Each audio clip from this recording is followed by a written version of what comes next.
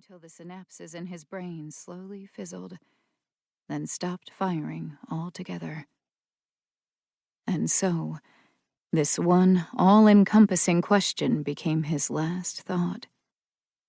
Dissolving into the ether, it floated away as he, too, became one with the void.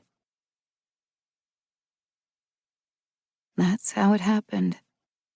I don't mind admitting I didn't understand any of it at first, but I do now.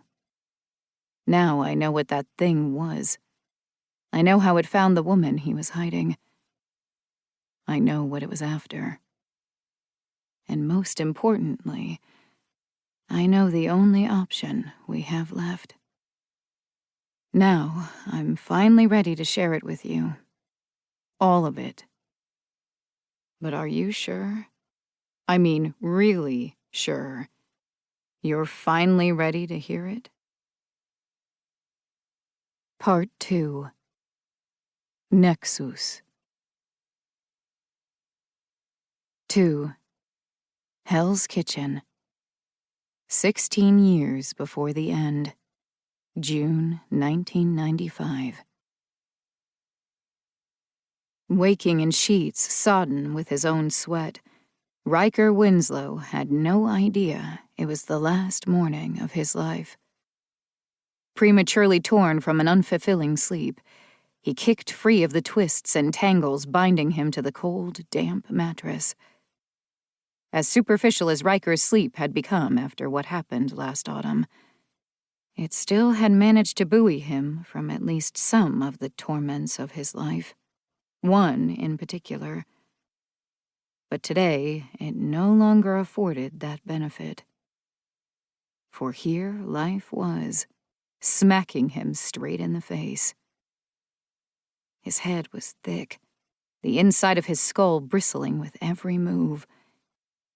Then came the serious pain, a marble that glowed like the tip of a blacksmith's iron inside his skull. Cradling his face with shaking hands, his brain chafed against what must surely be a lining woven from coarse wool. Yes, my love, the kind of lining that's so beautifully knit by cheap bourbon. His late wife had once chided, and Riker still chuckled at the joke to this very day.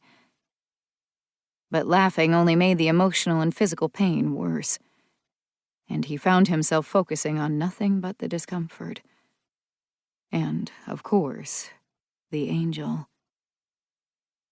On the night it first appeared to him, Riker had thought it the component of a dream, a hallucination, perhaps even one of his lingering night terrors from childhood.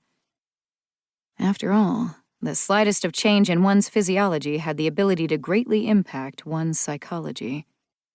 And Lord knows his physiology was more than slightly changing these days. What was that wonderful Dickens quote again?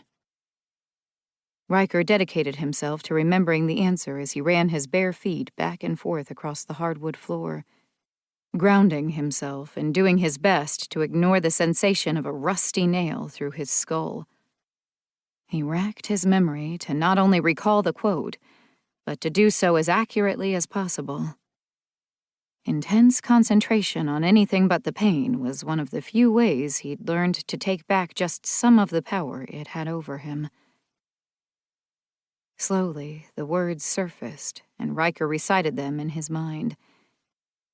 They were from Dickens's A Christmas Carol, dialogue spoken by Scrooge himself to one of his ghostly visitors, a proud declaration of his disbelief. You may be an undigested bit of beef, a blot of... Wait, what was it again? Horseradish? Worcestershire? No, I remember now. A blot of mustard, a crumb of cheese, a fragment of an underdone potato. Permitting himself a thin smile, Riker quietly spoke the rest. There's more of gravy than of grave about you, whatever you are. He'd always considered this line one of the most underrated in English literature, but it resonated